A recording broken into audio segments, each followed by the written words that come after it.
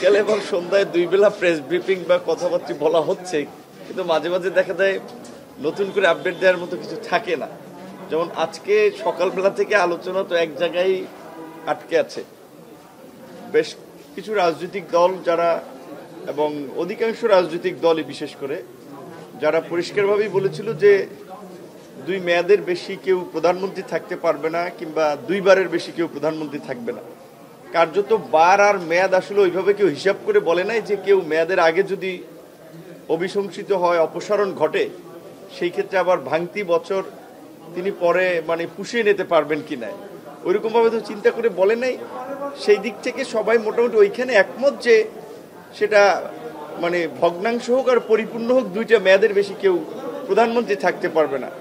সেইখানে 2-3টি দলের ভিন্ন মতের কারণে পরে আলোচনা উঠেছে যে আমরা আসলে তাহলে মেয়াদ কিংবা বারের পরিবর্তে একটা নির্দিষ্ট টাইম পর্যন্ত, যে তার জীবদশায় এত বছর পর্যন্ত প্রধানমন্ত্রী থাকতে পারবে, এই জায়গায় পৌঁছতে পারি কিনা।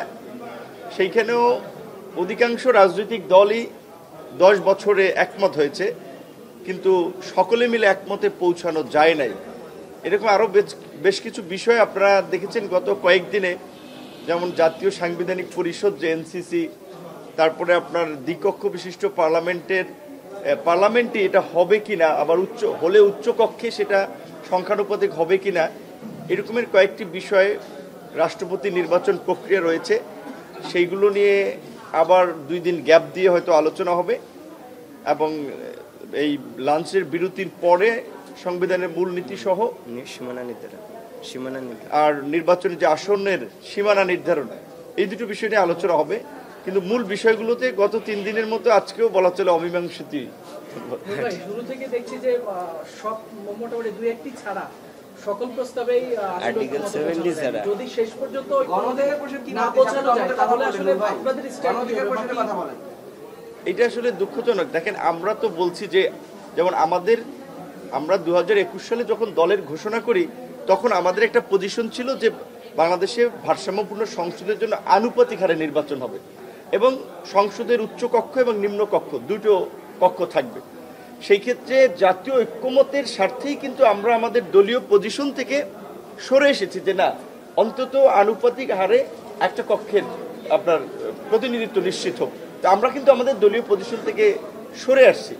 এমনকি প্রধানমন্ত্রীর ক্ষেত্রেও বলেন যে আমাদের দলীয় পজিশন, কিংবা অনেক দলই যে পজিশনটা, যে 2 বারের বেশি কেউ প্রধানমন্ত্রী থাকতে পারবে না। সেইখানে এখন যখন সময়ের কথাও নির্ধারণ হচ্ছে, তাও কিন্তু আমরা বলছি ওকে, কেউ যদি কোনো কারণে একটা টার্মের ফার্স্ট 2 বছর প্রধানমন্ত্রী থাকলো, 3 বছর থাকলো না, সেটা হতে পারে মোট কথা 10 বছর, যেটা মালয়েশিয়া সহ অনেক দেশেও এখন আলাপ আলোচনা হচ্ছে। সো সেই কারণে এই জায়গাতেও কিন্তু আমরা একমত হচ্ছে আমাদের পজিশন সরে এসে। কিন্তু এখানে দেখা যাচ্ছে যে আসলে কিছু কিছু দল একেবারেই তাদের রিজিড পজিশনে আছে, এবং সবচেয়ে আরও আশ্চর্যজনক বিষয় হচ্ছে, এইটা তো একাধিক আলোচনার পর এইখানে একটা আলোচনা হচ্ছে যে যেখানে সবাই নিজেদের পজিশন থেকে সরেও বৃহত্তর স্বার্থে হাউজের আলোচনা একটা ঐক্যের জায়গায় আসবে। কিন্তু দেখা যাচ্ছে তারপরেও 2-3টি দল আসলে আবার তাদের পার্টির কনফার্মেশন নিতে হচ্ছে, পার্টিতে ক্লিয়ারেন্স নিতে হচ্ছে। তো তাহলে তো এইখানের আলোচনা আসলে এইভাবে যদি চলতে থাকে, তাহলে কিয়ামত পর্যন্ত তো আমি দেখি না আসলে ঐক্যের কোনো সম্ভাবনা আছে, এবং কার্যত হবে না, কখনোই শতভাগ ঐক্যের জায়গা তৈরি হবে না।